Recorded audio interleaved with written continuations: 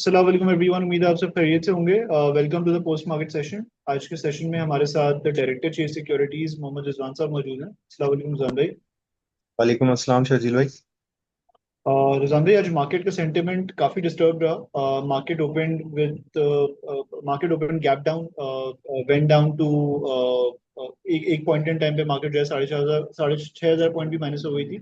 Eventually we saw market recovering a bit and closing near 110,000 के levels.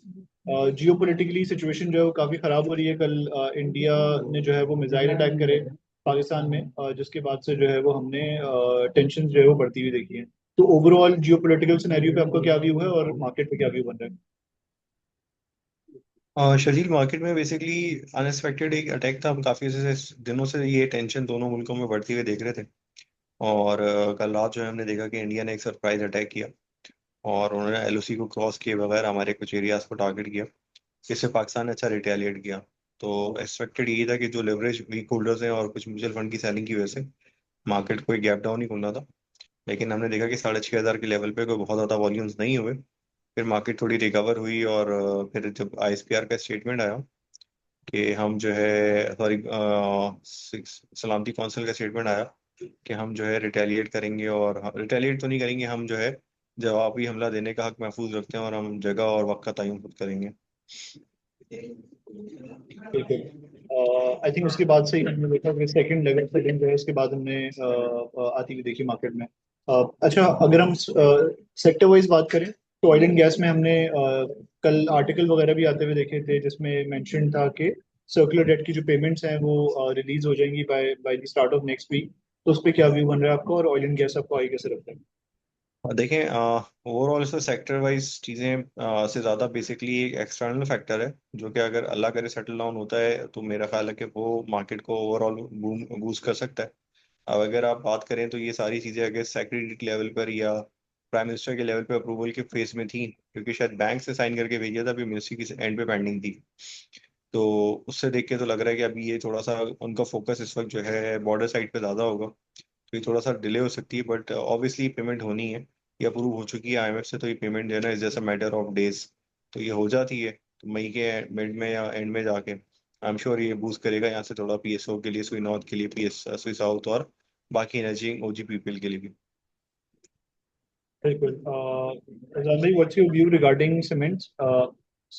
Just the stock sector wise question. Cements में भी हमने rate cut के बाद से जो है वो प्रॉफिट टेकिंग होती हुई देखी है, तो गोइंग फॉरवर्ड सीमेंट्स में क्या भी बन रहा अच्छा, है? थिंग इज सेक्टर वाइज तो सीमेंट मेरे ख्याल से इंटरेस्ट रेट का सबसे बड़ा बेनिफिशियरी, और अगर आपकी कंजप्शन एक्टिविटी पिकअप करती है। बट अगेन जो है अब इस वक्त कंसर्न जो है ना ओवरऑल सिक्योरिटी सिचुएशन का। बट यस, हमें लगता है ये कि इन्वेस्टर्स को जहाँ ये चीज़ें थोड़ी सी सेटल डाउन होती हैं, सेटल हो चुकी हैं, आई एम श्योर अब फर्दर कोई रिटेलिएशन नहीं होती है, एक आध दिनों में थोड़ा सा और क्लैरिटी आ जाएगी। तो मेरा ख्याल है सीमेंट सेक्टर जो है ना लाइमलाइट में रहना चाहिए। और आज भी किसी टाइम पर हमने देखा था कि मैपल वगैरह थोड़ा पुश कर रहे थे, पॉजिटिव टेरिटरी में भी आ गए थे। बिल्कुल।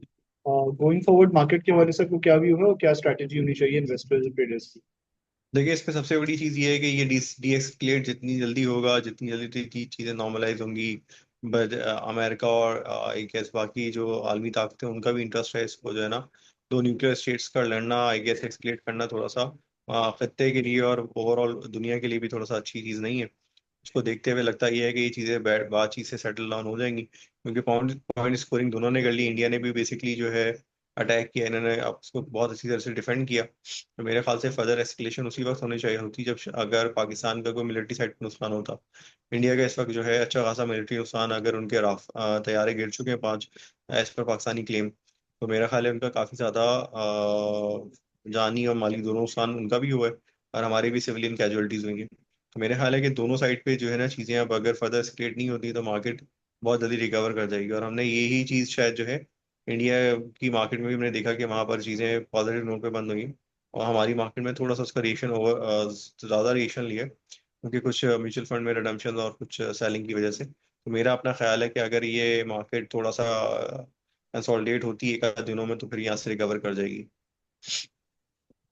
बिल्कुल। Thank you so much Imran भाई for taking out time for this session. Allah हाफिज़।